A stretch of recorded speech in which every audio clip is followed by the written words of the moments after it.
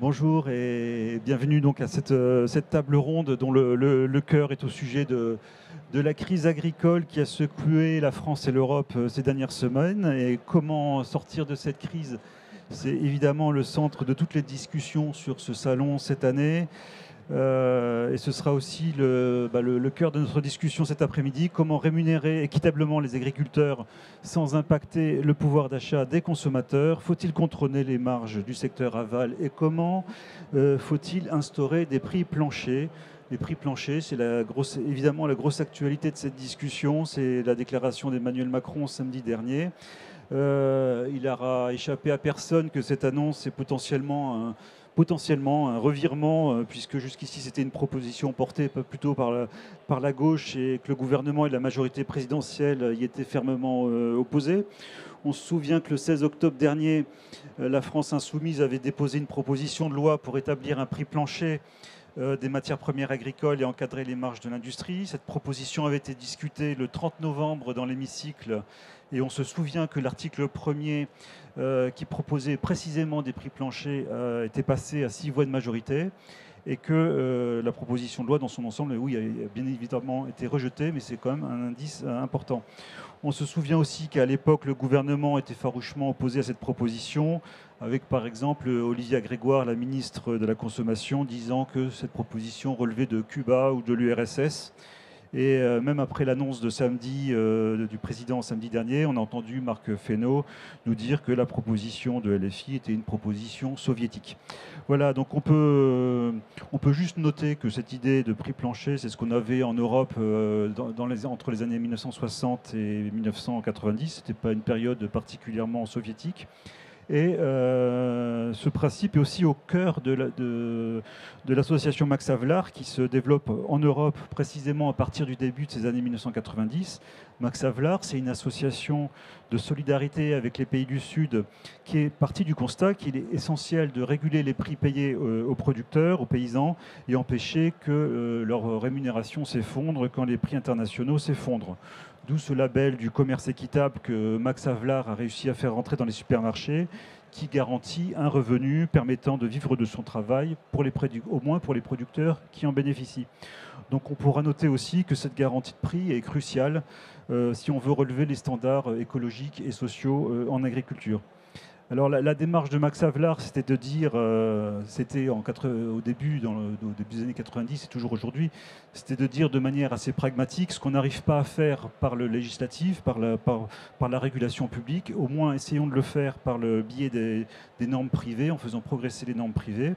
Et de fait, ça a très bien marché, puisque Max Havelaar, c'est pas simplement un label de droit privé qui s'est développé dans les rayons des supermarchés, c'est aussi un acteur et une référence dans le débat politique sur la régulation des prix.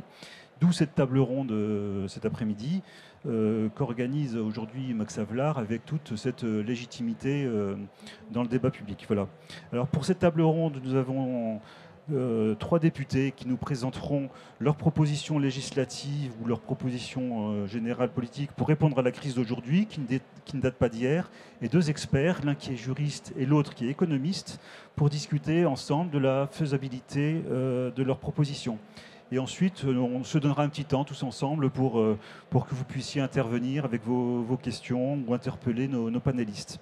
Alors tous les partis représentés au Parlement ont été invités, à l'exception de l'extrême droite, et ont répondu à l'invitation. Le MoDem, représenté ici par Anne-Laure Babeau, députée de Charente-Maritime, bonjour. Les écologistes, représentés par Benoît Biteau, élu au Parlement européen, bonjour. Merci. La France insoumise, représentée par Manuel Bompard, député des Bouches-du-Rhône. Et côté experts, nous avons Nicolas Erezeo, spécialiste de droit privé et maître de conférence à l'Université de Strasbourg, et Zora Bouamra Meshmash, économiste et directrice de recherche à Toulouse School Economics, et Yaline Rae. Voilà, donc moi je suis Antoine de Ravignan, journaliste à Alternative économique, pour modérer ce débat. Et voilà, je vous signale que vous trouverez sur notre site aujourd'hui un article titré « Les prix planchers sont-ils une bonne réponse à la crise agricole ?», ainsi que beaucoup d'autres articles sur les sujets du moment. Voilà, écoutez, chers élus, questions. par rapport à ce sujet de la crise de la rémunération des agriculteurs. Quelles sont vos propositions? Où est-ce qu'elles en sont? Sur quel point convergez-vous, divergez-vous? Je donne la parole tout de suite à Manuel Bompard, s'il veut. Voilà, pardon. Merci beaucoup. Je ne le voyais pas, il était à côté de moi. Il n'y a pas de souci. Merci d'abord pour l'organisation de ce débat et pour votre invitation. Je dois vous dire que, pour ma part, je me satisfais du fait que la proposition et le sujet de comment on intervient pour garantir une juste rémunération aux agriculteurs soit un sujet qui soit dans ce salon de l'agriculture sur le devant de la scène. C'est un sujet qu'on porte depuis des années et qui, à mon avis, est un des deux sujets principaux qui sont en quelque sorte responsables de la situation de crise agricole que l'on connaît aujourd'hui. Le premier de ces sujets, c'est donc celui-ci, pouvoir vivre tout simplement de son travail, pouvoir vivre de ses productions. Et le deuxième sujet, j'en dirai quelques mots, mais c'est la manière avec laquelle on peut lutter contre une forme de concurrence déloyale et qui produit des situations qui sont des situations de souffrance. Je n'ai pas le temps ici et je n'ai pas besoin de revenir sur la situation. Je pense que les gens qui sont ici la connaissent. Là, forcément, puisque c'est le thème du débat, je voudrais revenir sur le premier point, en vous disant quel a été l'objectif de notre proposition de loi que vous avez évoqué dans votre introduction, quel était le mécanisme que l'on proposait et quels sont sans doute les sujets que génère cette proposition de loi auxquels il faut répondre, parce que depuis que ce sujet est sur le devant de la scène, j'entends un certain nombre de critiques et d'objections et donc je voudrais apporter quelques éléments de réponse. Clairement, dans notre proposition de loi, il y avait donc l'objectif, c'était l'article 1, de déterminer des prix planchers. Et contrairement à ce que j'entends, ou ce que j'entendais déjà dans les médias avant et ce que j'entends dans les médias depuis, il ne s'agissait pas de dire que c'était à l'État de fixer l'ensemble des prix agricoles, bien évidemment. L'article 1 de notre proposition de loi proposait que se réunissent des conférences de filière qui réunissaient l'ensemble des acteurs de la chaîne agroalimentaire pour négocier de manière annuelle l'élaboration de prix planchers sous l'égide de l'État et plus précisément sous l'égide de ce qu'on appelle le médiateur des relations commerciales. L'idée de ces prix planchers, c'était ensuite que dans les négociations commerciales, quand elles allaient avoir lieu, il ne puisse pas y avoir des prix d'achat pour les agriculteurs qui soient des prix d'achat inférieurs à ces prix minimums qui auraient été définis filière par filière. Ça, c'était l'article 1 de notre proposition de loi. On allait jusqu'au bout de la logique, et aller au bout de la logique, c'était aussi dire que dans l'hypothèse où ces négociations pour déterminer ces prix planchers échouaient, alors il fallait donner aux médiateurs des relations commerciales et au ministre de l'Agriculture le pouvoir de sur la base de l'état des lieux des négociations, jouer le rôle d'arbitre et donc dire il y a des prix planchers et ils sont à tel montant. Pour une raison simple, c'est une manière de rééquilibrer le rapport de force dans des négociations commerciales dans lesquelles on sait bien que les producteurs n'ont pas le poids, notamment face à la grande distribution ou face aux grandes industries agroalimentaires. Ça, c'était le premier article de notre proposition de loi.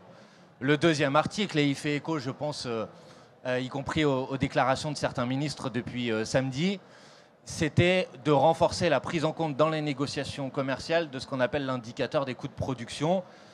Aujourd'hui, cet indicateur doit être pris en compte, mais dans les formules de prix, il ne doit pas être intégralement respecté. Il y a d'autres indicateurs qui rentrent en ligne de mire et donc il est possible d'avoir des négociations commerciales dans lesquelles les prix d'achat ne couvrent même pas les coûts de production. Donc il s'agissait de dire c'est obligatoire, on ne peut pas contourner cet indicateur sur les coûts de production. Généralement, quand on fait cette proposition sur les prix planchers, on a un certain nombre d'objections. La première objection, c'est de dire, vous l'avez dit, vous allez revenir à une économie soviétique, c'est l'URSS, c'est Cuba. La ministre a fait ça dans l'hémicycle le 30 novembre dernier et certains ministres sont faits sur les plateaux de télévision. Vous l'avez dit vous-même, au sein même de l'Union européenne, il y a eu des mécanismes de régulation et de contrôle sur les prix. Et il existe des mécanismes de même nature, même s'ils ne fonctionnent pas exactement de la même manière, dans la fameuse République soviétique du Canada et dans la fameuse République soviétique des États-Unis d'Amérique. Donc vous voyez que cette objection est une objection pas sérieuse du tout. Et l'Inde aussi, qui est un grand pays, non ? Oui. Deuxièmement, donc je balaye cette objection parce qu'à mon avis, elle est davantage de l'ordre de la polémique politicienne plutôt que de l'avantage d'un argument de fond. Deuxièmement, on nous dit, oui, mais si vous mettez en place des prix planchers pour les producteurs, ça va se traduire par une augmentation des prix pour les consommateurs. Et c'est la raison précise pour laquelle, dans notre proposition de loi, les articles suivants visaient à introduire des mécanismes de contrôle des marges. Sur la base d'une analyse très simple, en 2013, les prix alimentaires ont augmenté de entre 10 et 14%, ça dépend des indices qu'on utilise. Les prix payés aux producteurs ont baissé de 9%, et les marges des industries agroalimentaires ont augmenté de 70%. Donc il y a une partie significative de la valeur qui a été captée au milieu de la chaîne par les grandes industries agroalimentaires et par la grande distribution. Et donc si vous ne voulez pas que les prix planchers pour les agriculteurs se répercutent sur les prix pour les consommateurs, il faut avoir des mécanismes d'encadrement des marges. C'était la proposition que nous avons faite. Encadrement des marges des industries agroalimentaires, encadrement des marges de la grande distribution, et rapidement le mécanisme qu'on proposait, c'était de dire que les marges ne pouvaient pas excéder les marges moyennes réalisées sur les 10 dernières années.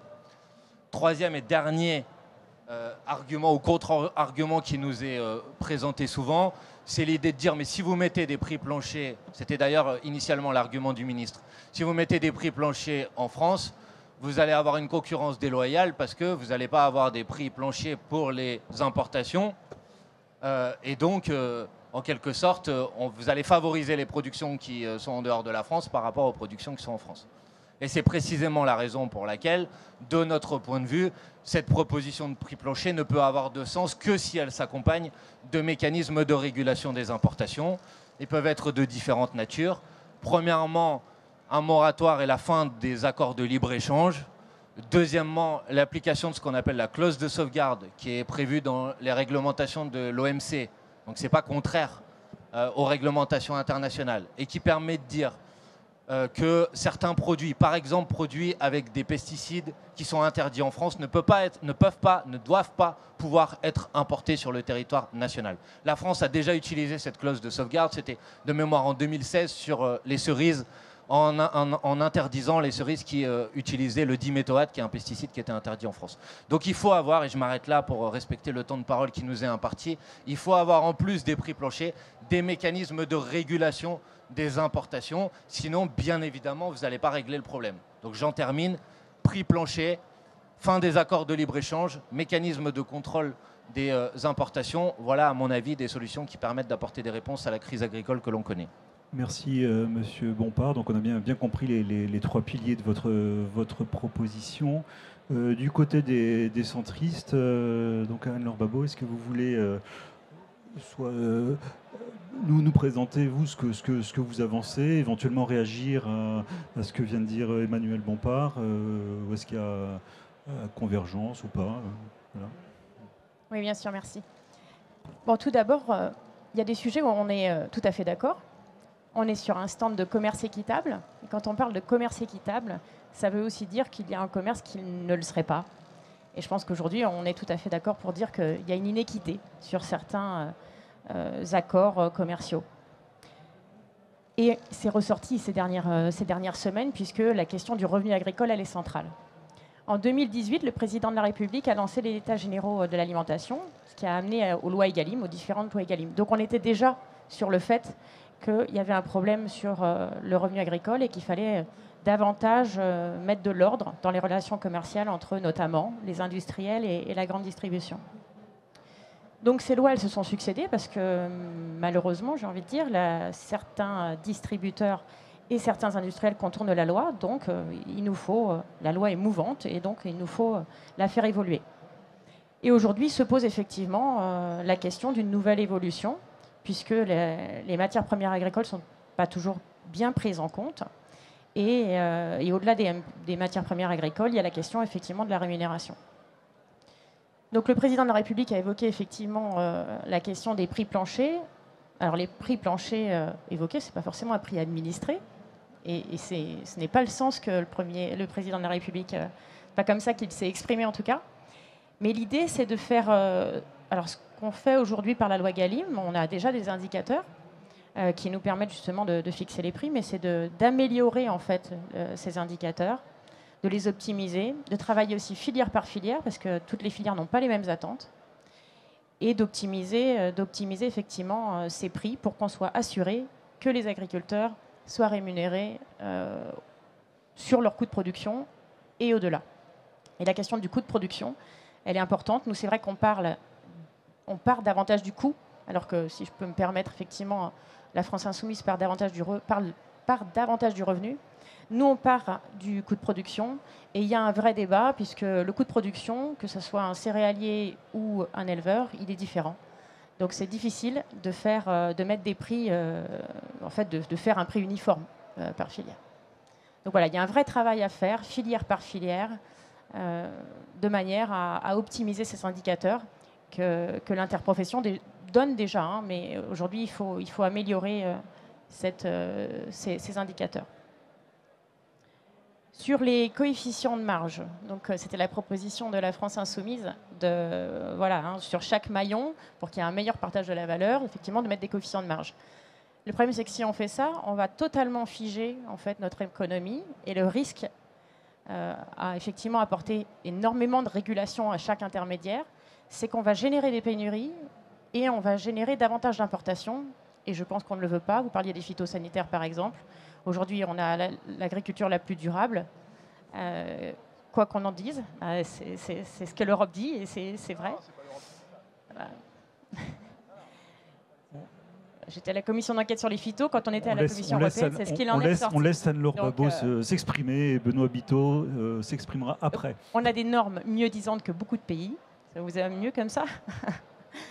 Donc on a des normes mieux disantes et on n'a pas envie d'importer des produits qui ont des normes moins bonnes que les nôtres. Donc voilà. Donc le sujet effectivement de mettre des coefficients de marge, c'est aujourd'hui administrer notre économie, et c'est tuer notre économie et une partie de nos agriculteurs.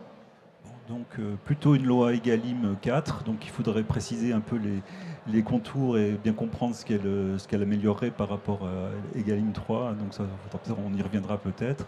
Et puis ne pas figer les coefficients de marge. J'ai l'impression que Benoît Biteau n'est pas tellement d'accord, et il va nous parler de ce que défendent les Verts de leur côté par rapport à ça, et essayer de nous expliquer comment ces propositions se situent par rapport à celles qui viennent d'être présentées. Alors d'abord, merci de votre invitation. Moi, je suis au paroxysme de la crise. Ce qui me surprend, c'est que c'est des idées de gauchistes qui semblent pouvoir permettre de sortir de la crise.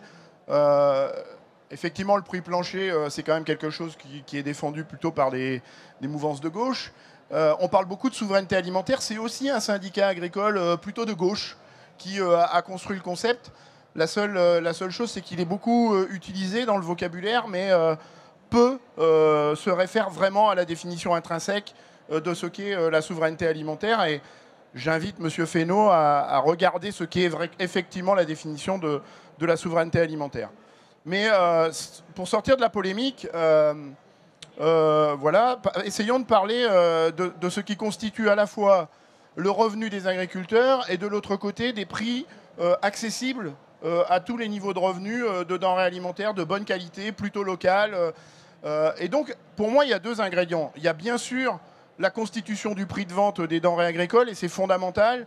Et si on revient sur la proposition de prix plancher, émettre peut-être deux réserves, c'est qu'effectivement, c'est un bon outil, et vous l'avez dit, Monsieur de Ravignan, ça a été un outil utilisé longtemps par les politiques publiques européennes et qui avait porté ses fruits, mais dans un contexte où, avec le prix plancher, on avait aussi des régulations de production. C'est-à-dire qu'on avait des quotas laitiers, des quotas betteraviers, et ça ne peut pas fonctionner si on n'est pas aussi sur des volumes régulés, sur des outils de régulation qui aujourd'hui ont complètement disparu, à la demande des politiques libérales et de ceux qui les portent au Parlement européen, à l'Union européenne.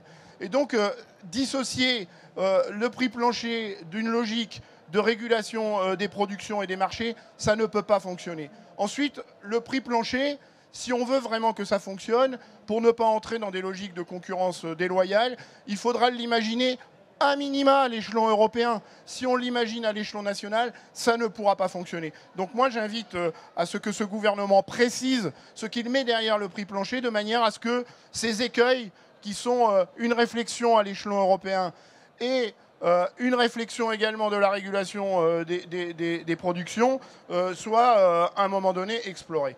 Le deuxième volet, et donc ça c'est pour essayer d'imaginer des prix rémunérateurs aux producteurs. Ça veut dire qu'il faut attendre une négociation européenne pour y arriver, ou la France démarre d'abord Je vois pas comment la France dans son coin pourra avancer sans une négociation. Donc ça passe par l'Europe d'abord. Mais évidemment. D'accord. Ça mettra du temps. Mais oui, mais c'est pour ça qu'on a besoin de réponses immédiates et malheureusement on est sur des réponses que je réfute pas, qui sont sûrement pertinentes. C'est juste qu'on a perdu beaucoup de temps parce que le mouvement auquel moi j'ai assisté en tant que député européen, c'est l'exact inverse. On fait confiance à une régulation basée sur des logiques libérales, sur des logiques de marché, et on voit bien les limites et on voit bien où ça a conduit l'agriculture qui se révolte et qui exprime sa détresse depuis le début du mois de janvier. L'autre outil, et il n'est pas mince, c'est les politiques publiques.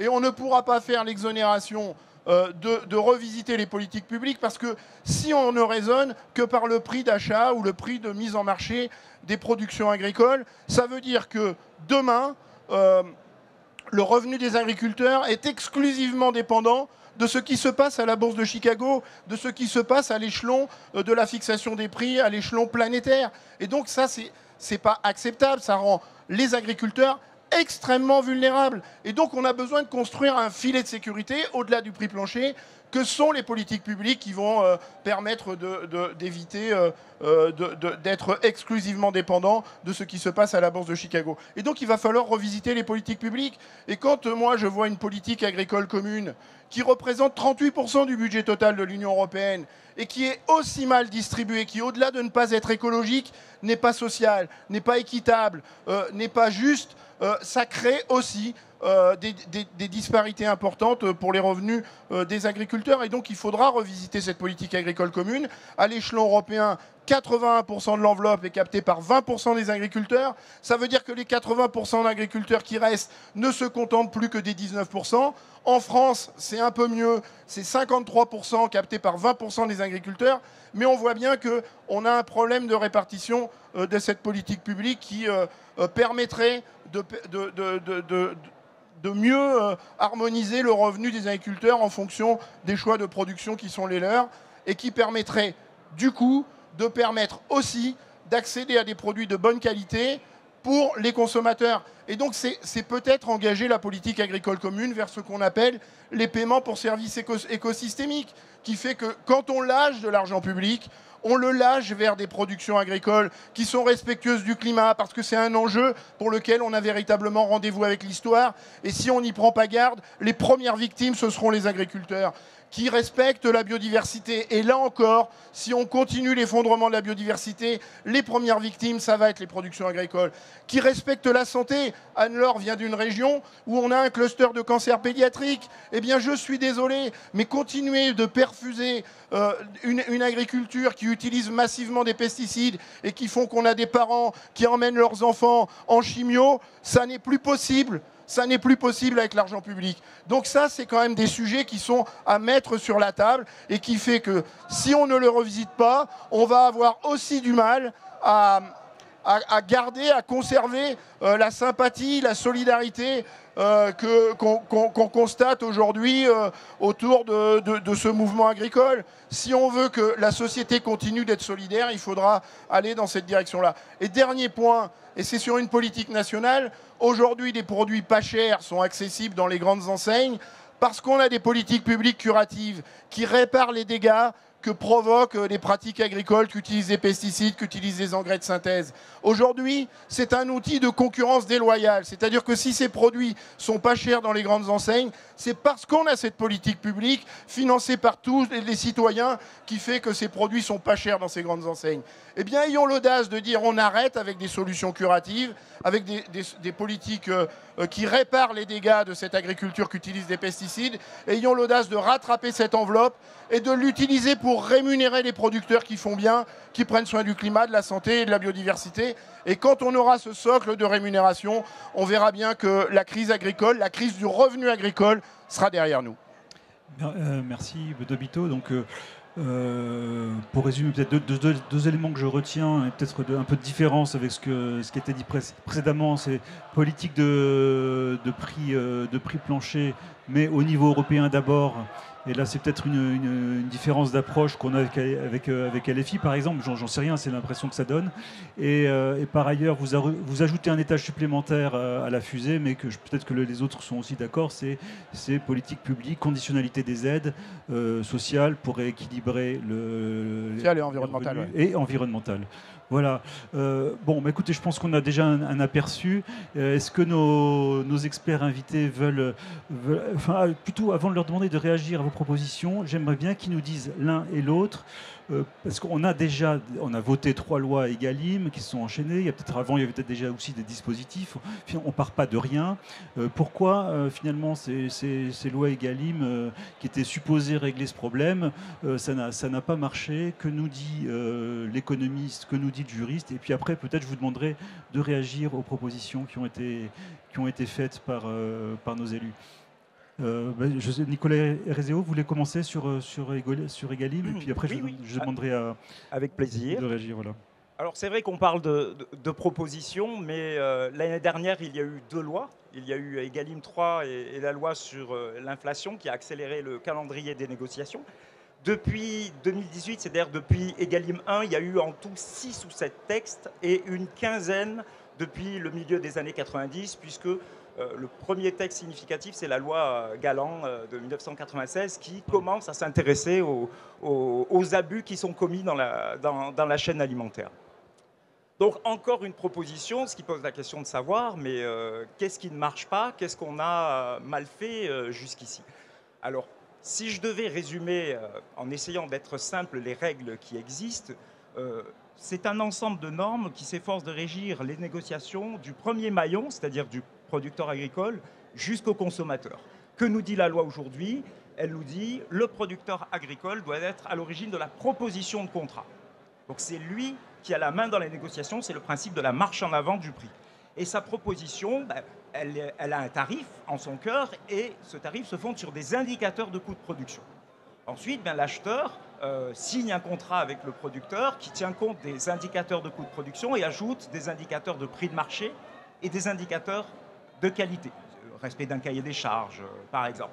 Et cet acheteur, qui a le produit agricole et qui le transforme le plus souvent, doit ensuite reprendre ces indicateurs dans ses conditions générales de vente. Il doit indiquer comment il en tient compte et il doit faire apparaître dans son tarif, sauf exception, la part agricole, ce qui paye le producteur. Et ce tarif, dans les négociations plus en aval dans la chaîne, est censé être sanctuarisé, c'est-à-dire que l'acheteur tout-puissant n'est pas censé le discuter. Le contrat qui est conclu avec cet acheteur tout-puissant doit comprendre une clause qui va faire automatiquement varier le prix en fonction du prix de la matière première agricole. Et tout en bout de la chaîne, le grand distributeur ne peut pas écraser les prix, écraser la marge, ce qui se répercuterait ensuite tout en amont dans la filière, puisqu'on relève le seuil de revente à perte de 10% et on limite les promotions, à la fois en valeur, 34%, et en volume, 25% du plan d'affaires. Et on espère, à travers ces marges, retrouver finalement un ruissellement. Les marges vont retomber dans l'escarcelle du producteur tout au début. Bon, ça a l'air magnifique comme ça, sauf qu'en réalité, et contrairement au discours politique, ce système ne garantit pas un revenu équitable au producteur agricole et ne lui garantit même pas de couvrir ses coûts de production. Je m'en explique à travers les 2 règles phares. La première que j'ai évoquée, plus une autre que j'ai laissée de côté pour le moment. On nous dit que le producteur agricole doit faire son offre de prix avec des indicateurs de coûts de production. Déjà, ils n'existent pas forcément. Quand ils existent, ils ne reflètent pas forcément les propres coûts du producteur agricole. Quand ils reflètent assez fidèlement les propres coûts du producteur, ce n'est pas garanti que le contrat définitif reprenne cet indicateur-là. Ça, la loi ne le garantit pas. Il faut un indicateur de coût de production, mais elle ne dit pas clairement qu'il faut que ce soit celui proposé par le producteur agricole. Et même quand c'est celui-là, il y a aussi des indicateurs de prix de marché. Et il faut faire un mix avec tout ça et des indicateurs de qualité. Donc, à aucun moment, la loi ne dit qu'il faut couvrir les coûts de production. Et il y a une autre règle qui est très importante aussi à connaître, qui existe depuis 2019, c'est celle qui interdit les prêts de cession abusivement bas de produits agricoles. Donc ça a été adopté, on se dit, bon, ben, c'est interdit de céder pour un prix trop bas à un produit agricole. Alors comment on fait pour savoir si on a un prix abusivement bas? Ben, le texte nous dit qu'il faut tenir compte notamment des indicateurs de coût de production et de tout autre indicateur disponible, donc des indicateurs de prix de marché. Alors je me souviens d'une question posée par un parlementaire début 2020 qui était un peu poussée par la Confédération paysanne, question posée au ministère de l'Agriculture de l'époque, qui disait, bon, mais il y a notamment les indicateurs de coût de production, mais ça affaiblit le texte. Et le ministre avait répondu, ce qui révèle toute la fragilité du système existant, ben oui, on ne peut pas dire que le prix abusivement bas, c'est celui qui ne reflète pas les indicateurs de coût de production, parce que sinon ce serait un prix plancher. Or, bien, le contexte européen nous l'interdit, et l'autorité de la concurrence, qui avait été saisie pour avis, nous a expliqué que eh bien, ce n'était pas possible d'entrer sur un système de prix plancher. Pourquoi? Parce que ça empêcherait un producteur agricole plus performant eh bien, de baisser ses coûts de production, il n'aurait aucun intérêt à le faire. Ça empêcherait de réguler les problèmes de surproduction, ça ruinerait la compétitivité de l'agriculture française. Donc le système de prix plancher avait été plus ou moins condamné par l'autorité de la concurrence dans son avis, et ça se reflète dans le texte. Donc aujourd'hui, on a un système qui est vendu, c'est vrai, aux agriculteurs comme garantissant une rémunération équitable, ça c'est l'esprit, mais la lettre n'est certainement pas dans cette direction. À aucun moment dans la loi, il n'y a de garantie d'un prix couvrant les coûts de production et encore moins un revenu équitable. Donc c'est peut-être pour ça qu'on a un malentendu dans le monde paysan, c'est qu'il y a un décalage entre l'esprit et la lettre. Est-ce que vous voulez aussi compléter avec votre regard d'économiste sur un peu les difficultés de cette loi, puis après on viendra aux propositions qui ont été présentées? Oui, alors juste peut-être pour une petite chose avant de parler d'Egalim à proprement parler, c'est que toute la production agricole n'est pas négociée. Hein. On a juste une partie de la production qui rentre dans ce cadre-là. Hein. On a une bonne moitié de la production qui passe par les coopératives, certaines donc, qui ensuite se retrouvent sur les marchés, hein, plus globaux, spot, etc. Et on a une partie de la production uniquement qui rentre dans ce périmètre des lois Egalim. Donc ça, c'est la première chose que je voulais dire. La deuxième chose, c'est que ça dépend aussi des filières. Hein. Toutes les filières ne sont pas concernées puisqu'elles ont leur structuration propre qui dépend de l'organisation historique, du fait qu'elles étaient plus ou moins justement soutenues par les pouvoirs publics avant ou pas, etc. Donc on a des structurations de marché qui sont très très différentes. Donc ça, c'était le préalable hein, pour dire que Egalim, ça ne concerne pas toute la production agricole. Donc ensuite, pour revenir sur les lois Egalim, donc, qui ont été justement très bien décrites avant, donc je ne vais pas revenir dessus, mais on a un petit peu regardé, essayé d'expliquer pourquoi l'effet de ces réglementations pouvait être limité. La première chose quand même que je veux dire, c'est qu'elles vont dans le bon sens, au sens où, pour une fois, il y a un mouvement tel que les agriculteurs comprennent ce qu'est un marché quelque part, j'allais dire. C'est-à-dire au sens, pardon, je ne veux pas que ce soit mal interprété, qu'on commence à parler de qu'est-ce qu'un coût de production, comment il doit être pris en compte, qu'est-ce que le marché, comment la demande va être formée. Et donc ça permet déjà d'avoir un premier, je pense, élément pour s'entendre, hein, j'allais dire, dans une filière et pour progresser sur cette question. La deuxième chose peut-être que je voudrais dire par rapport à Egalim qui n'a pas été dit avant, c'est qu'on a des organisations de producteurs et c'est ces organisations de producteurs qui négocient ce qu'on appelle un contrat cadre, hein, c'est-à-dire les termes du contrat qui sont définis donc, avec leur premier acheteur. Et donc ces organisations de producteurs, elles ont été mises en place au départ pour essayer de rétablir l'équilibre dans les négociations entre les agriculteurs et je vais appeler ça le premier acheteur.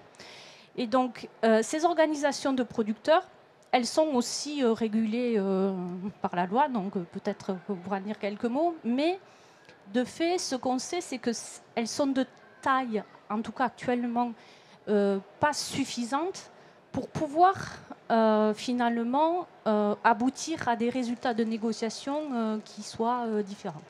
Donc ceci étant dit, ça peut expliquer une des raisons, hein, la taille des organisations de producteurs, l'adhésion à ces organisations de producteurs. Donc comment on encourage les agriculteurs à se regrouper dans ces organisations pour négocier leur prix, hein, leur prix d'achat. Donc toutes ces questions-là, c'est des questions qui sont importantes pour le comprendre. Le point que je voudrais surtout mettre que je trouve important, c'est que donc, Egalim, c'est surtout sur le lait, hein, que ça a été appliqué. Et dans le cas du lait, alors on a un spécialiste dans la salle, donc peut-être qu'il pourra compléter après, mais les organisations de producteurs, la négociation, elle est verticale, c'est-à-dire qu'une OP, elle est liée à un acheteur. D'accord ? Donc, qu'est-ce que ça veut dire ?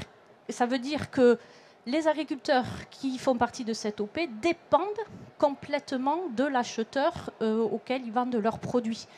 Ou une autre façon de le dire, c'est qu'ils n'ont pas d'autres possibilités de vendre le produit par ailleurs. Donc ça les rend captifs, au sens où ils n'ont pas d'autre solution que de vendre leur produit. Et donc ceci étant dit, vous comprenez, dans ces conditions-là, comment il est difficile de peser dans les négociations commerciales lorsqu'on n'a pas d'autres options de sortie. Et donc, qu'est-ce que ça me fait dire ? Ça me fait dire que finalement, si on veut quelque chose qui marche, il faut quelque chose où, bien sûr, ce soit gagnant-gagnant, hein, et pour les agriculteurs et pour l'agriculture. Donc, que les agriculteurs puissent développer des opportunités de marché de façon à pouvoir peser sur les négociations. Et ça peut se faire de différentes façons. Ça peut se faire soit en contrôlant la production, ça peut se faire en trouvant de nouveaux marchés, ça peut se faire en intégrant ce que j'appelle des maillons aval, c'est-à-dire en allant plus loin dans la chaîne de distribution et en contrôlant le processus de fabrication des aliments, etc., etc. Il y a quelques initiatives qui sont déjà en cours, hein, j'en ai vu quelques-unes aujourd'hui dans ce hall, mais qui pourraient être développées. Donc, oui, on peut avoir un soutien public, les deux ne sont pas incompatibles, mais il peut y avoir aussi des solutions, et ce n'est pas un gros mot, de marché, hein, j'allais dire, de façon de travailler au niveau des filières, comme ça a été dit. Sachant que je ne sais pas ce que c'est une filière, hein, mais peut-être quelqu'un me l'expliquera. Merci Zora Boumra. Est-ce que, du coup, vous avez le micro, est-ce que vous pouvez continuer et réagir finalement aux propositions ? Quel est votre regard d'économiste sur les propositions ? Vous n'êtes pas forcément obligé de répondre sur tous les points, mais qu'est-ce qui vous paraît important de relever, voire de commenter, de critiquer, je ne sais pas. Et après, on demandera à notre juriste aussi de nous dire ce qu'il en pense. Je vais peut-être essayer d'insister sur deux points qui me paraissent importants. Le premier, c'est prix plancher. Alors, ça peut être différents types de prix plancher, donc c'est difficile si on ne sait pas exactement le contour d'en dire beaucoup, mais dans tous les cas, si on a un prix plancher qui passe soit par les pouvoirs publics ou par un prix dans un contrat, hein, dans tous les cas, il faut qu'il se fasse à un niveau global, sinon forcément on a des règles de concurrence qui font que ça ne peut pas fonctionner. Mais au-delà de ça, ce que je veux dire, c'est que dans tous les cas, si on a un prix minimum, conditionné à rien du tout, ce qui va se passer, c'est que ce prix va se transmettre d'une manière ou d'une autre jusqu'au consommateur. Ça, c'est le premier élément. Et ensuite, c'est soit le consommateur qui va payer si c'est un prix qui se reflète donc, au niveau du prix consommateur, ou ça sera le contribuable. Et je tiens à distinguer les deux, hein, parce que ce n'est pas forcément la même personne. Si on rentre dans un prix plus, ce que vous appelez administré, avec des quotas de production, des subventions à l'exportation, parce qu'on n'a pas parlé d'exportation, on n'a parlé que d'importation. Mais il y a aussi des exportations. Donc il faut un système, un mécanisme de soutien public, j'allais dire, et c'est nous, contribuables, qui le payons.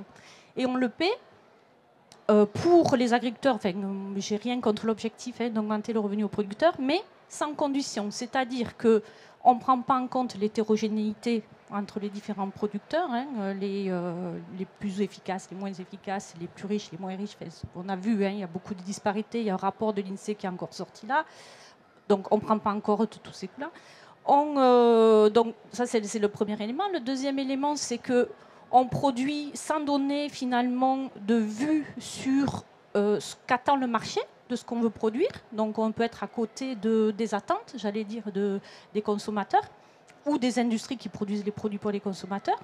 Et le troisième effet, c'est qu'on produit sans conditions sur les pratiques de production, c'est-à-dire on ne prend pas en compte les effets sur l'environnement, que ce soit sur la pollution locale ou sur les enjeux de changement climatique, etc. Donc on donne une carte sans contrepartie, sans condition, pour un coût qui soit payé soit par le contribuable, soit par le consommateur. Et ça, ça me pose question en tant qu'économiste. Voilà, je pourrais en dire plus, mais je pense que... Merci beaucoup. Je crois qu'en même temps, nos députés avaient des réponses par rapport à ça, sur les conditionnalités, mais on y reviendra. Le juriste, qu'est-ce qu'il nous dit? Qu'est-ce qu'on peut faire? Est-ce que l'Europe nous interdit de faire des réformes qui sont se proposées ici? Est-ce qu'on est coincé par les traités ou pas? Alors, si ça coince, ça me demande de parler avec le micro collé au menton, s'il vous plaît. Collé au menton, ça fait très près. Donc si ça coince, ça ne viendra pas du traité lui-même, parce que si on regarde les textes qui sont consacrés à la fameuse PAC, il y a une foule d'objectifs qui sont mentionnés, dont la rémunération équitable due aux producteurs agricoles. Donc le traité, finalement, n'est pas enfermé dans un système de libre concurrence, et on est d'ailleurs passé d'un mécanisme de prix garanti à un mécanisme de libre concurrence sans modifier une virgule des traités. Ce sont les textes de droit dérivé, ce qu'on appelle droit dérivé, c'est-à-dire les règlements. C'était les réformes de la PAC de 92. Oui, exactement. Donc, mais le traité est une boîte à outils extrêmement souple qui pourrait s'accommoder, vu les objectifs très variés qu'il met en avant, de systèmes de prix plancher. Donc ce qui coince, ce sont les textes de droit dérivé, et le plus important actuellement, c'est un règlement dit OCM, Organisation commune de marché de 2013, qui, il est vrai, fonctionne sur un système où les États peuvent encadrer la contractualisation, mais sans remettre en cause le fait que les parties négocient librement les éléments du contrat. Pour autant, ça ne signifie pas qu'il n'y a aucune marge de manœuvre, et je pense qu'il y a eu un tournant en 2019, avec une directive européenne sur les pratiques commerciales déloyales et avec un arrêt de la Cour de justice, un arrêt qui concernait la législation lituanienne en rapport avec le marché du lait. Donc, pour vous donner le contexte, on a, je crois, de mémoire, 6 ou 7 acheteurs qui absorbent 97% de la production laitière qui émane de 20 000 producteurs, et la plupart ont entre 1 et 5 bêtes. Donc vous avez des vendeurs qui sont extrêmement isolés et exposés à des menaces, évidemment, de baisse de prix injustifiées. Que prévoit la loi lituanienne? Elle définit 10 groupes de vendeurs et elle explique que les acheteurs, donc ces 6 acheteurs, doivent pratiquer le même prix au sein d'un groupe donné. L'idée est que les plus isolés, ceux qui ne sont pas dans des organisations de producteurs, doivent profiter finalement des conditions les plus intéressantes négociées par les producteurs les plus puissants ou ceux qui sont regroupés dans ces organisations. Et en parallèle, en cours de contrat, toute diminution de prix de plus de 3 ou 4%, je ne sais plus, doit obtenir l'aval de l'administration. Donc on est sur un système, je ne dirais pas que c'est la même chose que le prix plancher, mais il y a quand même un droit de regard très fort qui est porté sur la fixation du prix. Que nous dit la Cour de justice de l'Union européenne, qui a été saisie de cette législation? En première analyse, elle est contraire au droit européen, elle est contraire au règlement OCM, mais les États membres peuvent mettre en avant la lutte contre les pratiques commerciales déloyales. C'est un sujet qui n'est pas entièrement harmonisé, puisqu'il y a cette directive de 2019, mais elle est d'harmonisation dite minimale, c'est-à-dire qu'elle laisse des marges de manœuvre aux États membres, qui peuvent prévoir leurs propres règles, et elle nous explique, la Cour de justice, que dès lors que la mesure est propre à satisfaire la lutte contre les pratiques commerciales déloyales, et dès lors qu'elle est proportionnée, elle peut être justifiée du point de vue du droit européen. Alors là, il faut quand même constater qu'on a des conditions de marché très particulières. On a une mesure proportionnée parce qu'elle donne 10 groupes de vendeurs et à l'intérieur, je ne l'ai pas dit, mais elle admet un certain nombre d'aménagements en fonction des modalités précises qui sont négociées par les parties. Donc ça ne signifie pas qu'une mesure qui imposerait des prix planchers pour toutes les filières ou pour un grand nombre de filières, y compris lorsqu'on a des conditions de concurrence ou des conditions de marché qui ne sont pas anormales, ça ne signifie pas que ça passerait. Mais en tout cas, il ne faut pas dire que le droit européen s'oppose à un système de régulation fort des prix. Non, la lutte contre les pratiques commerciales déloyales est admise par la Cour de justice dans cette décision. Donc ça ouvre une brèche. Après, aux États membres à s'en saisir ou non, à prendre le risque. Merci beaucoup Nicolas Herzéo pour cet éclairage qui nous laisse entrevoir que les marges de manœuvre sont plus larges finalement que ce qu'on se l'imagine habituellement. J'aimerais bien vous demander à nos élus comment ils réagissent par rapport à un point d'abord que Zora Bouamra a évoqué, c'est-à-dire prix plancher, effet inflationniste. Ça me paraît important. Peut-être Manuel Bompard, vous en avez déjà un peu parlé avec la question de la discussion du contrôle des marges, mais bon, peut-être qu'on peut revenir un peu sur ce sujet. Effectivement, j'entends cet argument et c'est pourquoi dans mon intervention tout à l'heure, je disais que de mon point de vue, un mécanisme de type prix plancher ne pouvait fonctionner, ne pouvait être efficace que s'il s'accompagnait de mécanismes contraignants permettant de mieux répartir la valeur sur l'ensemble de la chaîne. Donc, dans la proposition de loi que nous avions déposée, nous avions proposé en quelque sorte un dispositif en 2 temps. Il y avait un dispositif exceptionnel pour l'année 2024 qui visait à dire, parce qu'il y avait eu des marges abusives l'année dernière, les marges de l'année 2024 ne peuvent pas être supérieures aux marges qui ont été réalisées dans les industries agroalimentaires, dans la grande distribution sur les 10 dernières années. Et ensuite, on avait proposé un mécanisme qui se déclenchait de manière automatique et qui se déclenchait de manière automatique quand on détectait qu'il y avait des marges abusives. Et pour détecter des marges abusives, on regardait 2 indices, les indices d'achat des matières premières et les indices de la vente à chaque fois, c'est-à-dire l'aval, l'amont. Et quand on voyait les indices n'évoluaient pas dans la même direction, c'est donc qu'il y avait une marge abusive qui avait été constituée. Et donc, à partir de ce moment-là, on activait le dispositif d'encadrement des marges. Je vous dis quel dispositif auquel nous avons pensé. Je précise, je dis franchement les choses, qu'on ne prétend pas que le dispositif qu'on a présenté il est optimal. Hein. Et on peut sans doute l'améliorer sur certains points. Et donc je profite peut-être pour réagir, je ne sais pas si le débat fonctionne comme ça, mais à 2-3 objections qui ont été indiquées tout à l'heure. Benoît Biteau faisait 2 réserves. Je dois dire que j'en partage une, je ne partage pas l'autre.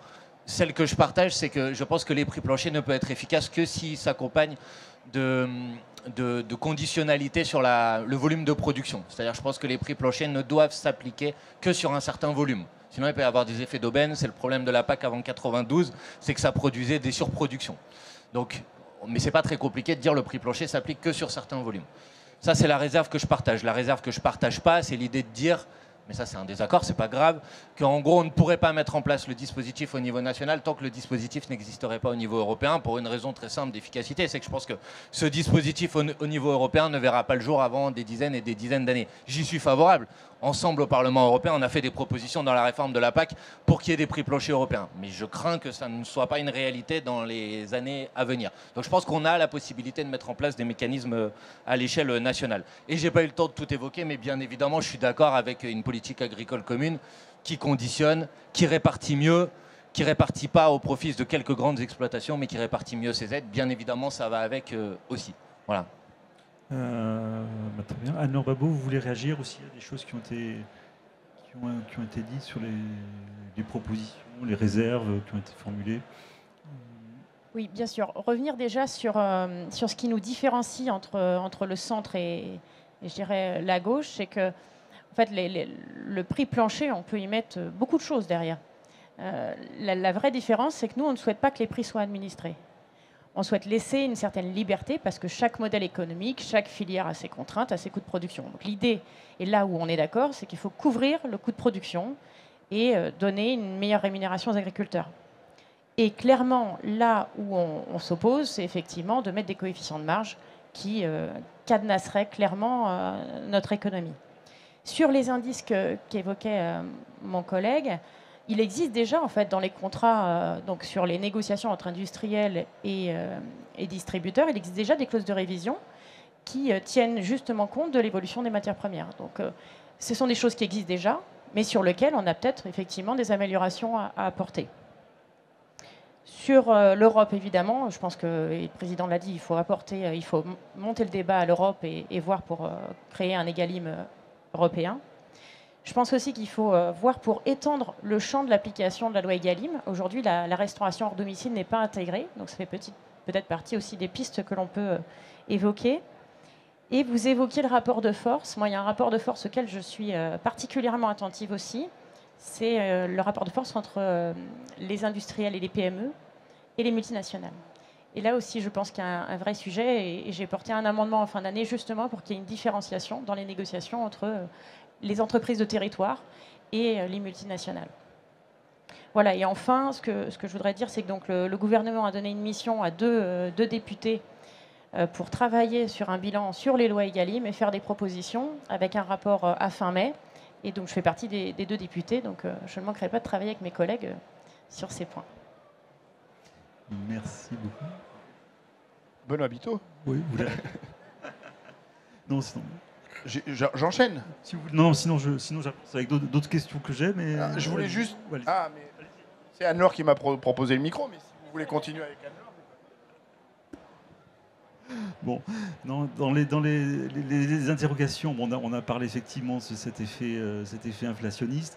Moi, il y a le côté aussi international qui mérite aussi une discussion un peu plus approfondie. Est-ce que ces mécanismes de contrôle aux frontières, ça passe? Est-ce que l'OMC le permet? Enfin, je ne sais pas comment vous positionnez par rapport à ces sujets.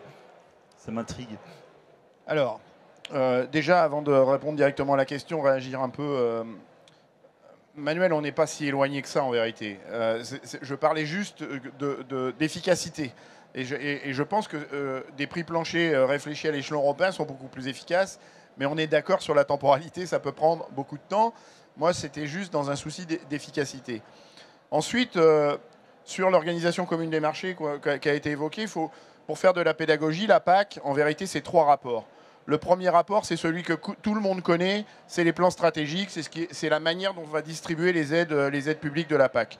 Le deuxième rapport, c'est ce qu'on appelle le règlement horizontal, c'est ce qu'on pourrait qualifier de contrôlabilité des mesures portées par la PAC. Et le troisième rapport, c'est l'organisation commune des marchés, c'est-à-dire là où justement on parle d'organisation de producteurs, où on peut parler de prix plancher, où on peut parler de quotas. Et ma difficulté, et je vous rejoins, c'est pas le contenu des traités. C'est pas ça ma difficulté, moi, quand je suis rapporteur pour mon groupe politique sur le rapport organisation commune des marchés. C'est les majorités qui sont en face de moi.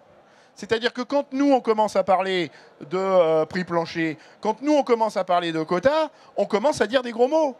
On commence à dire des gros mots dans cette institution européenne. Et donc, c'est ça la difficulté. Et donc, notre difficulté, ce n'est pas la construction des traités, ce n'est pas le contenu des traités qui, en réalité, nous donne une marge de manœuvre qui est suffisamment confortable pour imaginer des prix planchers, pour imaginer des quotas, qui, comme vous l'avez dit, ont déjà existé. Donc, ce n'est pas le sujet. Le sujet, c'est la majorité qui, aujourd'hui, acte telle ou telle orientation. Et force est de constater que les majorités, aujourd'hui, quand on évoque ces sujets-là, sont des majorités ultralibérales qui continuent de penser que la meilleure régulation du marché, la meilleure régulation du prix, c'est le marché lui-même. Et donc, à partir de là, on commence à assister aux dérives auxquelles on a constaté les difficultés que rencontrent les agriculteurs. L'OMC, donc cette fois l'Organisation mondiale du commerce, il faut faire attention au CM-OMC, l'Organisation mondiale du commerce, effectivement, peut être un verrou. Mais on l'a vu, on a des possibilités, Emmanuel l'a expliqué, de pouvoir contourner les règles de l'Organisation mondiale du commerce quand on fait la démonstration d'une distorsion de concurrence manifeste, et notamment l'utilisation de pesticides autorisés dans des pays tiers de l'Union européenne et qu'on interdit au sein de l'Union européenne. C'est un très bon exemple. Je voulais revenir également sur les logiques, et ça va m'avancer sur la réponse à votre question. Sur les logiques exportatrices. C'est-à-dire qu'aujourd'hui, dans cette logique ultralibérale, on veut continuer de penser qu'on doit orienter les productions agricoles vers des logiques exportatrices. Moi, j'ai envie de vous alerter sur ce que j'appelle les vases communicants. C'est-à-dire que toutes les surfaces qu'on va mobiliser pour exporter du blé, pour exporter du maïs, pour exporter du lait, sont des surfaces qui ne peuvent pas servir à porter ce qui peut construire la souveraineté alimentaire. Les mêmes surfaces ne peuvent pas porter des cultures qu'on va exporter et des cultures qui vont alimenter nos assiettes directement. Et quand on regarde, on a beaucoup de plans alimentaires territoriaux aujourd'hui un peu partout en France. le taux de présence de denrées locales dans les assiettes, c'est 2%. C'est dire si on a une marge de manœuvre considérable, parce qu'avec ces logiques exportatrices, on préfère exporter et se rendre dépendant de protéines, par exemple, qui viennent de l'autre bout de la planète. Alors moi, j'entends beaucoup parler de l'autonomie protéique. Ce n'est pas par hasard que j'ai parlé des protéines. Moi, je veux bien, mais ça nous renvoie encore sur l'Organisation mondiale du commerce. C'est-à-dire que si aujourd'hui, on veut atteindre l'autonomie protéique en Europe, il faut porter les surfaces consacrées aux protéines entre 15 et 18 millions d'hectares. C'est toujours mon principe de vase communicant. C'est-à-dire que si on fait 15 à 18 millions d'hectares de protéines en Europe, ça veut dire qu'on fera moins de céréales, ça veut dire qu'on fera moins de maïs et qu'on en exportera moins. Mais si on exporte moins de céréales et de maïs, on importera aussi moins de protéines. Sauf que pourquoi est-ce qu'on ne fait pas ça? Il faut commencer par le début. C'est qu'en 92, l'Union européenne a signé l'accord de Blairos. Et qu'est-ce qu'il y a dans l'accord de Blairos? Il y a le consentement par l'Union européenne de limiter ses surfaces en protéines à 5,2 millions d'hectares. Et qu'au-delà de ces 5,2 millions d'hectares, vous commencez à être en infraction avec l'Organisation mondiale du commerce. Et donc on voit bien que si on veut vraiment avancer sur l'autonomie protéique de l'Union européenne, il faut commencer par le début, il faut commencer par aller renégocier un certain nombre d'accords. Et ce n'est pas les traités européens qu'il faut aller renégocier, c'est d'accords au sein de l'OMC pour effectivement avancer. Et puis, sortir de logique exportatrice où on a spécialisé des zones de la planète. Et on voit bien la vulnérabilité de la spécialisation des zones de la planète. On le voit quand on a des accidents climatiques où des zones de la planète sont plus en capacité de produire. On voit quand on a des accidents géopolitiques comme ce qui s'est passé en Ukraine depuis 2 ans. On voit bien à quel point la spécialisation du bloc russo-ukrainien sur le blé et sur le tournesol a créé une réelle vulnérabilité en termes de sécurité alimentaire. Eh bien, sortons de ces logiques où coûte que coûte, on veut spécialiser des zones de la planète avec toutes les vulnérabilités que ça comporte, où derrière, on est aussi obligé de sombrer, nous, dans des logiques exportatrices et relocalisons nos productions. Sortons de ces logiques tournées vers des logiques mercantiles à l'échelon planétaire et vous verrez que ça va beaucoup mieux se passer. Beaucoup mieux se passer. Et la cerise sur le gâteau, c'est que quand on sort de zones spécialisées, on sort de logique de monoculture. Et quand on sort de logique de monoculture, on réinstalle une science fondamentale en agriculture qui s'appelle l'agronomie. Et donc quand on fait de l'agronomie, eh bien on commence à reculer sur la dépendance aux pesticides, sur la dépendance aux engrais de synthèse. Et donc on revient sur des logiques qui attaquent frontalement le dérèglement climatique, l'effondrement de la biodiversité et la dégradation de notre santé. Merci Benoît Bétaux. On va peut-être sortir de notre monoculture du débat qui pour l'instant est réservée au plateau. Et j'aimerais bien aussi savoir si parmi ceux qui nous écoutent, certains ont envie de réagir, interpeller par rapport à ce qui a été dit. Il nous reste, je pense, une bonne quinzaine de minutes. Sinon, je continue avec mes interrogations. Oui, monsieur. Oui, bonjour. Bonjour Benoît, bonjour à tous. Emmanuel Delmotte, en charge élu, vice-président d'une communauté d'agglomération, un PAT. Donc je voulais rebondir sur la loi Egalim. Bon, après quelques études, on s'aperçoit quand même que les plus mauvais élèves de la loi Egalim, c'est l'administration et les établissements publics. Benoît ne va pas me contredire, on fait pas mal d'études et on regarde. On est les plus mauvais élèves. Je me mets dedans parce que j'ai été directeur de lycée agricole. Je crois qu'il n'y a pas beaucoup de lycées agricoles qui répondent à la loi Egalim. Il faut quand même... on est ministère de l'Agriculture, donc... nos communes essayent de faire le maximum d'efforts. On remercie le gouvernement pour les projets alimentaires territoriaux. Mais une des difficultés des projets alimentaires territoriaux, c'est qu'on n'a plus d'agriculteurs dans certains territoires. Et projets alimentaires territoriaux, ce n'est pas des projets d'autonomie alimentaire. Et le local, ce n'est pas de l'autarcie. Donc il faut qu'on réfléchisse à ces échanges. Et heureusement que les agros et que les filières agronomiques et les filières de distribution sont là. Parce que la région France, la grande région France, dont les DOM-TOM, je rappelle, il faut parler aussi des territoires d'outre-mer, ont des difficultés à s'approvisionner dans tous les produits. Donc réfléchissons bien avant de mettre des règles et des normes et appliquons d'abord les règles qui existent. Et pour sauver la filière, j'allais dire bio, je ne suis pas forcément un adepte du bio, mais je suis passé au bio parce que je pense qu'en matière de risque pour mes enfants, je préfère, j'ai pas assez de bio, je le mets dans les cantines, pas dans les maisons de retraite en gros. C'est un principe de précaution. C'est pas très politiquement correct, je sais. Mais quand on n'a pas, les volumes, il faut faire des choix. Donc les fermes municipales font de la concurrence aux fermes départementales ou aux fermes privées. Il y a une réflexion sur les régies, il y a une réflexion sur tous les systèmes. La moitié des exploitations en France vont disparaître. Et on continue à investir sur la région Occitanie. Il y a 100 000 hectares de friches. On va lancer des travaux sur les friches agricoles alors qu'il y aura 200 000 hectares d'exploitation qui vont cesser. J'allais dire, mettons une exploitation par village. En tout cas, je suis prêt à travailler avec la commission d'enquête sur la loi Egalim. Il faut absolument qu'on respecte les lois d'abord et qu'on s'oblige à respecter les lois. Alors sur cette question merci de votre intervention. Elle rappelle effectivement que la loi Egalim, c'est pas simplement la négociation des coûts de production, c'est aussi l'injonction faite aux collectivités d'incorporer en restauration collective un certain volume de produits locaux et bio. Donc ça, c'est un enjeu, effectivement, c'est très mal appliqué.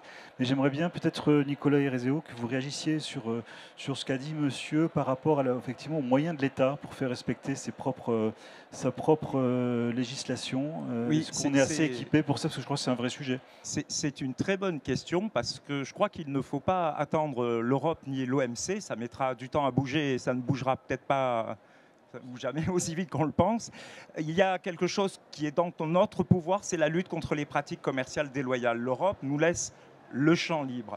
Quelle est la difficulté? Alors, quel est le système? C'est fixer le prix que vous voulez, mais s'il est abusif, je vous sanctionne. Donc, ce n'est pas un système où on touche directement au prix. Négociez, allez-y, mais si vous fautez, je vous tape sur le doigt. On a un texte, une infraction, je l'ai mentionné tout à l'heure, qui sanctionne la cession de prix agricoles pour un prix abusivement bas. Il est imparfait parce qu'il y a ce notamment, on tient compte des indicateurs de production, mais c'est seulement notamment, mais il existe, il a le mérite d'exister. Quel est le principal problème? Il n'est jamais invoqué. Il a 4 ans, l'administration, à ma connaissance, ne l'a jamais soulevé. Les opérateurs eux-mêmes, c'est-à-dire les vendeurs, les producteurs agricoles, n'osent pas, pour des raisons qu'on imagine, mais l'administration a le pouvoir de le faire à leur place. On a donné ce pouvoir. Elle ne le fait pas. Elle fait des contrôles pédagogiques. Il y a eu une seule affaire depuis 4 ans, et c'est à l'initiative du producteur agricole. On est dans le Bordelais, on en a parlé dans les médias il y a quelques jours. C'est un vendeur de médoc. Il a fourni, je crois, 600 tonneaux pour 1100 € environ le tonneau, ce qui revient à 1 € la bouteille. Dans des situations un peu contraintes, il a eu 2 acheteurs pour 300 000 € en tout. L'administration, visiblement, a été contactée, elle n'a pas bougé, donc il faut qu'elle soit devant ses responsabilités. Là, elle n'a pas bougé, c'est le producteur lui-même qui a eu le courage, qui a signé devant le tribunal de commerce et qui a gagné. Alors non pas sur la base des indicateurs de coûts de production, parce que les indicateurs qui existaient ne reflétaient pas la réalité des propres coûts de production du fournisseur. C'était un échantillon de petites productions. Lui, il était 6 fois plus gros, donc ça ne marchait pas. Mais on a pris des indicateurs de prix de marché et on a évalué le prix de marché moyen et on a fait la différence. Et il a eu, de mémoire, je ne sais plus, 600 000 €, je me trompe peut-être, de dommages et intérêts. Donc, il faut soulever les textes. Alors, si les fournisseurs eux-mêmes n'osent pas les soulever, mais que l'administration s'en saisisse. Jusqu'à présent, elle a limité ses contrôles à l'aval, c'est-à-dire qu'elle agit lorsque les centrales d'achat abusent finalement de leur pouvoir de négociation vis-à-vis des industriels. Mais à l'amont, à ma connaissance, elle n'a jamais rien fait. Elle contrôle et elle fait des sanctions pédagogiques. Donc maintenant, il faut se saisir des textes, parce que ça, l'Europe ne nous l'empêche pas, ni l'OMC. D'autres réactions? Peut-être là-dessus, les coûts, c'est, comme le nom l'indique, est coûteux. Et quand on met en place des réglementations, on oublie souvent les coûts indirects qui sont liés à la mise en place d'une régulation. Et contrôler, je ne sais pas combien il y a de cantines scolaires qui sont concernées par la loi Egalim, etc., c'est impossible. C'est impossible, c'est coûteux, c'est très coûteux. Et donc la question qui se pose finalement, c'est est-ce que finalement on doit réfléchir différemment la manière dont on veut que ce soit mis en place? Je pense par exemple à toutes ces réglementations sur la sécurité sanitaire. Quand il y a un contrôle, il y a une pénalité qui est très forte, je crois, je ne sais plus combien il est, mais il faut montrer, il faut mettre en place des moyens pour montrer qu'on a mis tout en œuvre pour arriver à l'objectif qui nous est assigné de tant %, je ne sais pas combien c'est, de bio, de local dans les approvisionnements. Donc peut-être on peut s'inspirer aussi de ce qui existe par ailleurs, pour pouvoir essayer de rendre les réglementations un peu moins coûteuses peut-être et un petit peu plus efficaces. Bonjour, je suis Isabelle Senant, je suis directrice des études à la FCD. FCD, c'est la Fédération du commerce et la distribution. Nous nous étions rencontrés il y a quelques semaines, voire quelques mois. Moi, j'ai juste une petite observation à faire, en fait, au sujet de toutes ces discussions sur les contrôles des marges, prix plancher, etc. Je trouve que ça manque cruellement de vision écosystémique, en fait. La plupart du temps, on nous parle de la rémunération en amont des exploitants agricoles et tout en bas de la grande distribution alimentaire, sachant qu'il y a pas de lien direct ou très peu de lien direct entre les deux, entre l'amont et l'extrême aval, qui est la grande distribution alimentaire. Et autre élément important que j'entends pas beaucoup, c'est le fait que le poids, Madame l'économiste, vous en avez un petit peu parlé, c'est le fait que le poids de la grande distribution alimentaire, en fait, c'est moins de la moitié des débouchés des exploitants agricoles. Ça va dépendre des filières. Mais par exemple, dans le lait qui est produit en France, il y a simplement 35% qui finit de manière lait liquide ou transformé dans les rayons de la grande distribution alimentaire. 40% part à l'export, vous avez la restauration hors foyer et d'autres circuits. Donc tant qu'on n'aura pas cette vision totalement écosystémique, je pense qu'on aura beau faire des lois, comme vous le disiez, depuis 15 ans sur la grande distribution alimentaire, ça ne marchera pas. Enfin, Pour réagir à plusieurs points, tout d'abord on a parlé de la loi Egalim sur l'évolution de la loi, mais on a mis en place des contrôles. On a accéléré les contrôles cette année du fait de la crise agricole et ça, il va falloir continuer. Il ne suffit pas que de faire évoluer la loi, il faut effectivement mettre des contrôles en place. Sur les relations commerciales, pour rebondir sur ce que Benoît disait, je pense que si vous me permettez du terme, mais on ne peut pas cracher sur tous les accords commerciaux. Aujourd'hui, ils sont utiles, surtout dans un contexte où malheureusement, on a de nombreux conflits géopolitiques un peu partout dans le monde qui sont actifs. Et donc, les relations commerciales permettent aussi de... On est aligné alors, un peu aligné. Ok. Et sur la souveraineté alimentaire, aujourd'hui, on importe un poulet sur deux, la moitié de nos fruits et légumes dans un pays où on pourrait tout à fait produire ce type de denrées. Et donc, on a effectivement la nécessité... moi, je ne suis pas contre l'export. Je pense que les relations commerciales, elles sont nécessaires. Ou alors, sinon, il faudrait qu'on mange totalement différemment. Et je pense que la plupart des Français ne sont pas encore prêts à ne plus manger, je ne sais pas, j'ai un exemple d'orange, mais aussi de produits transformés, de nombreux produits. Mais en tout cas, la question de la souveraineté alimentaire, clairement, elle se pose. Il faut qu'on soit davantage souverain, notamment sur la volaille et les fruits et légumes. Et la question des PAT que évoquait monsieur, elle est centrale.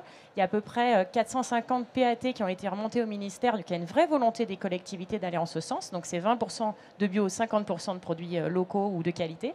Mais aujourd'hui, effectivement, il y a aujourd'hui des freins, il y a un problème de gouvernance. Il n'y a pas d'indicateur de mis en place. Il y a une vraie planification à mettre en place. Il y a aussi des filières à structurer en local. Et je pense que sur les PAT, il faut qu'on avance et la loi peut permettre aussi de traiter de ces sujets de gouvernance, d'indicateurs, de planification pour accompagner les territoires dans la mise en place de ces PAT qui sont essentiels. Oui, d'abord je voulais dire à madame que vous avez raison de dire que la question elle ne se pose pas qu'au regard de la distribution, elle se pose aussi au regard de la transformation, des étapes intermédiaires. Et c'est pourquoi je le disais tout à l'heure dans la proposition de contrôle ou de plafonnement des marges qu'on avait proposé à l'Assemblée nationale. On avait bien distingué un article sur les industries agroalimentaires, sur la transformation, et un article sur la distribution. Et j'ajoute pour dire qu'on avait aussi distingué dans la taille. Vous avez parlé de différenciation tout à l'heure, bien évidemment.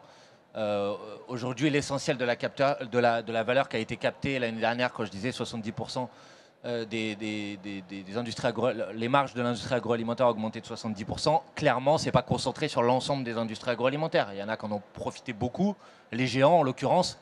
Et puis, il y a des petites PME de transformation alimentaire qui galèrent. Donc, il ne s'agit pas de dire qu'on va appliquer ou qu'on va demander à tout le monde de faire les mêmes efforts. Moi, je suis d'accord pour ce principe de différenciation et de bien aller cibler les endroits où il y a eu des marges abusives qui ont été réalisées. Mais il y a eu des marges abusives qui ont été réalisées et le dispositif légal qui est le nôtre aujourd'hui ne permet pas de les empêcher. Donc, il faut bien trouver des manières de le faire.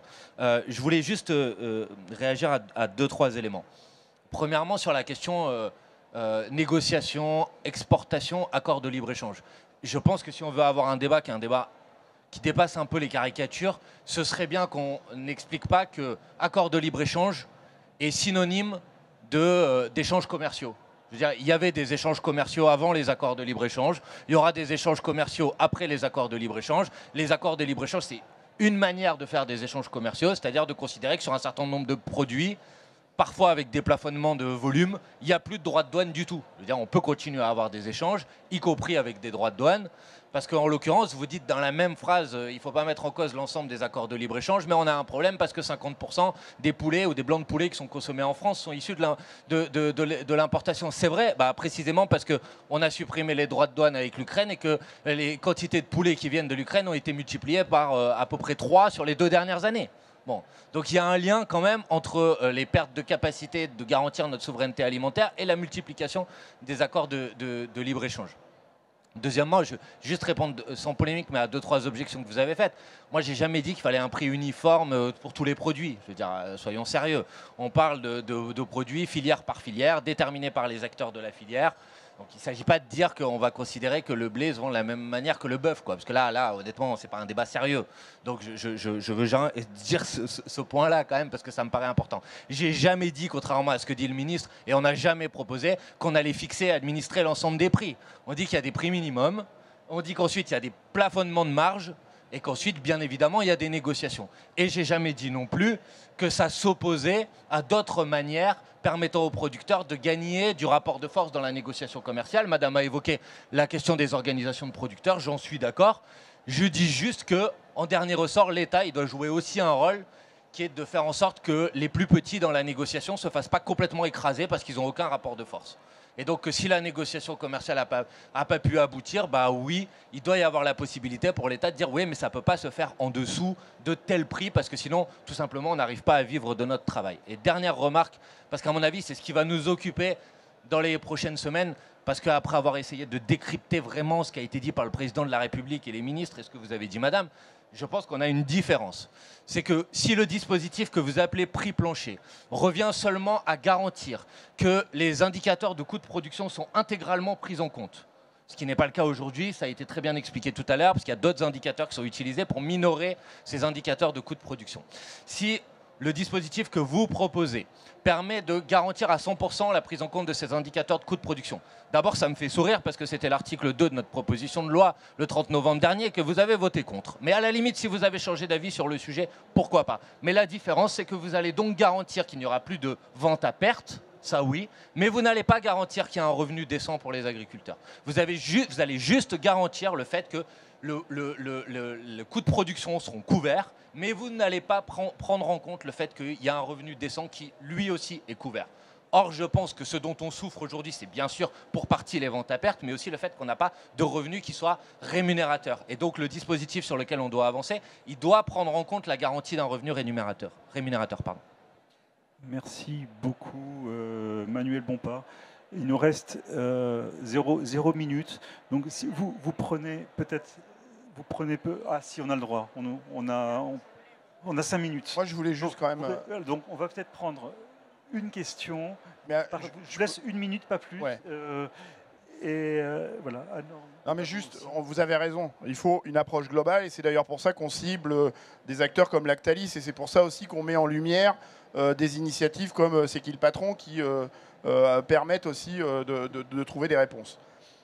Sur les échanges internationaux, je ne veux pas redire ce qu'a dit Manuel, mais moi je ne suis pas fâché avec des accords à l'échelon planétaire. D'ailleurs, il y a des indicateurs. J'aime bien le cacao, ça se voit. On n'en produit pas en Europe et il faudra toujours des échanges planétaires. Et je ne suis pas fâché non plus avec une autre production locale qui est de notre coin, qui s'appelle le cognac, et qui n'a pas attendu des échanges, des accords de libre-échange pour commercialiser sa production. 98% du cognac est commercialisé à l'extérieur et il n'y a pas d'accord de libre-échange avec tous les pays qui sont consommateurs de cognac. Donc, ne faisons pas de confusion.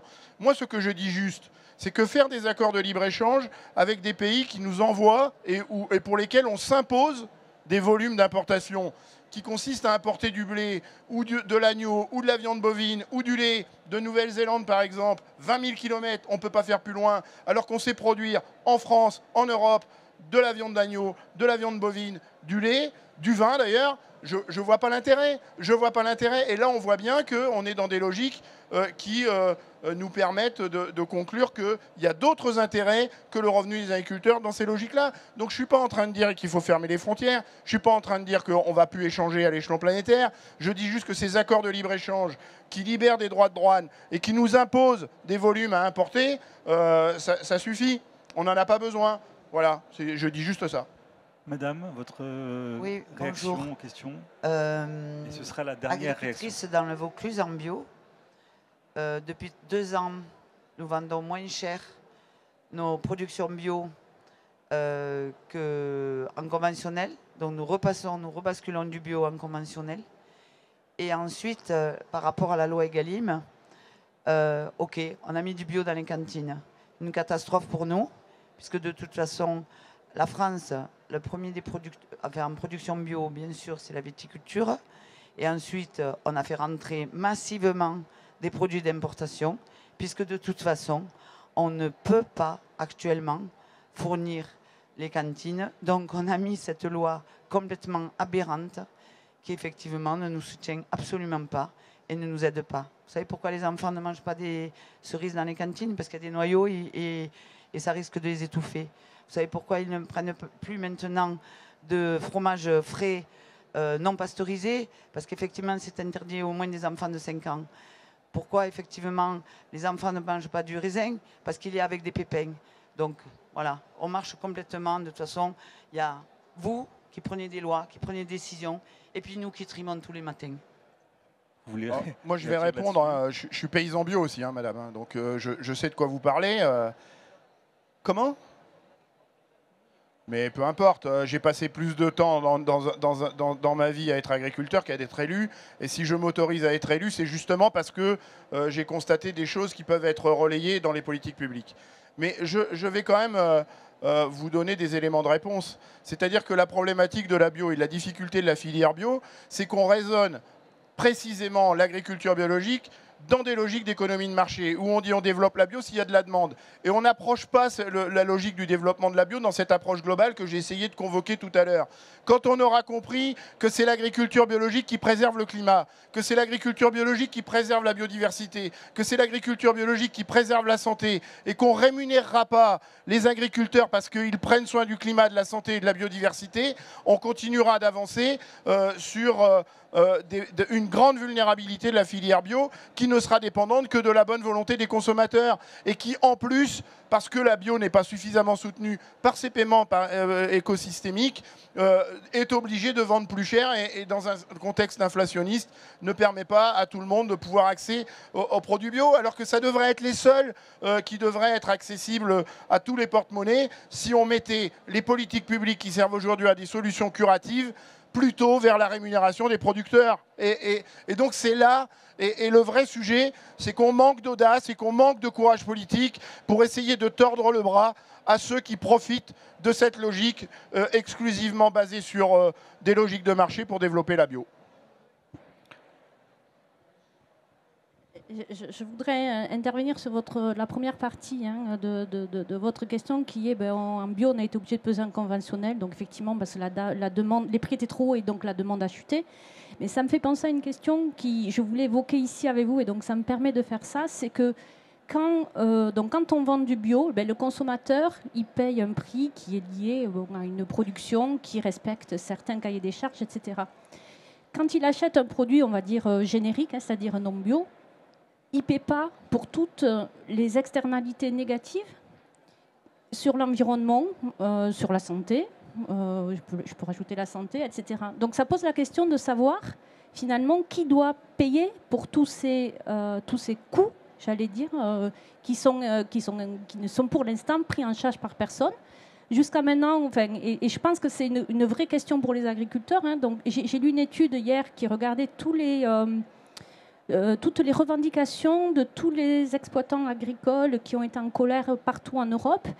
Et parmi tous les éléments qui revenaient, il y en avait 2 qui revenaient. La première, c'était des questions qui étaient directement liées à la transition agroécologique, j'allais dire à l'environnement, et la deuxième, c'était la rémunération des producteurs.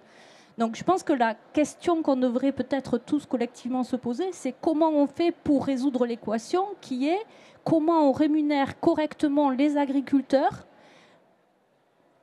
Et je pense que c'est la première, en prenant en compte cette transition agrologique et le fait que collectivement, objectivement, on veut aller vers des consommations et des productions plus vertueuses. Et ça, je pense que c'est une question qui va au-delà de toutes les questions qu'on s'est posées aujourd'hui.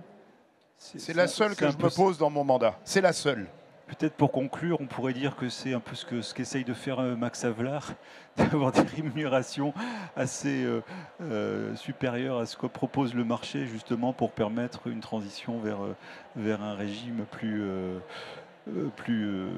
cohérent du point de vue social et écologique. On va peut-être... Oui, voilà. si vous me permettez, Antoine, juste Blaise Desbordes, Max Havelaar France. Nous, ce dont on a peur en vous écoutant et en écoutant les médias aujourd'hui, du côté de la société civile, c'est que ça retombe. Le soufflet retombe après avoir parlé des prix planchers, après avoir posé les enjeux que vous posez extrêmement bien, ça retombe.